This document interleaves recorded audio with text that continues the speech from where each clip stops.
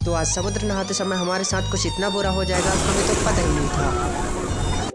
तो नमस्कार दोस्तों, जैसा कि आपने पिछले अध्याय में देखा था कि हम पहुंच गए अपने जगन्नाथ धाम और यहाँ पहुंच के भी हमारी बदकिस्मती हमारा पीछा नहीं छोड़ती है, क्योंकि जिस ऑटो से हम यहाँ से जाने वाले थे वह ऑटो चल ही नहीं रहती, जिसे हमें धक्का देना पड़ा। हेलो, धक्का दो, अंकल की मदद करो साहब। और फिर काफ़ी मेहनत के पश्चात यह ऑटो बना। उस छोटे से ऑटो में हम बड़े बड़े जानवरों को ज़बरदस्ती घुसाने के बाद वह हमारे औकात से भी ज़्यादा ऊंचे बिल्डिंगों का दर्शन कराने के पश्चात वह हमें रास्ते पर ही फेंक कर चले गए।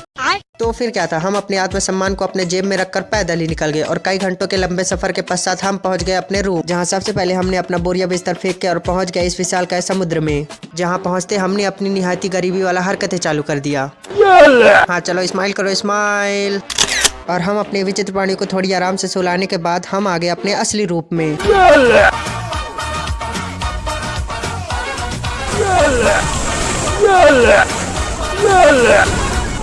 और फिर हम अच्छी तरह से नहा धो के तैयार होने के पश्चात हम सब निकल गए अपने जगन्नाथ धाम की ओर।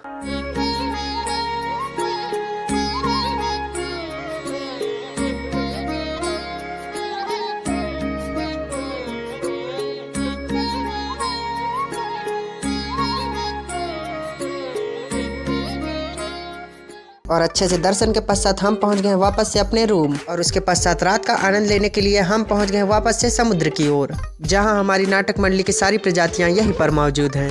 और हम यहां से वहां भटक ही रहे थे, तभी हमारी नजर पड़ी इस कलाकारी की ओर, जो कि एकदम ऐसा लग रहा था कि जैसे एकदम जीवित ही हो। इस कलाकारी के लिए 1 लाइक तो बनता है ना मेरे दोस्तों। और फिर हमारे इस जगन्नाथ धाम का यह सफर यही समाप्त होता है। तो अब मिलते हैं अगले अध्याय में, तब तक के लिए सब्सक्राइब।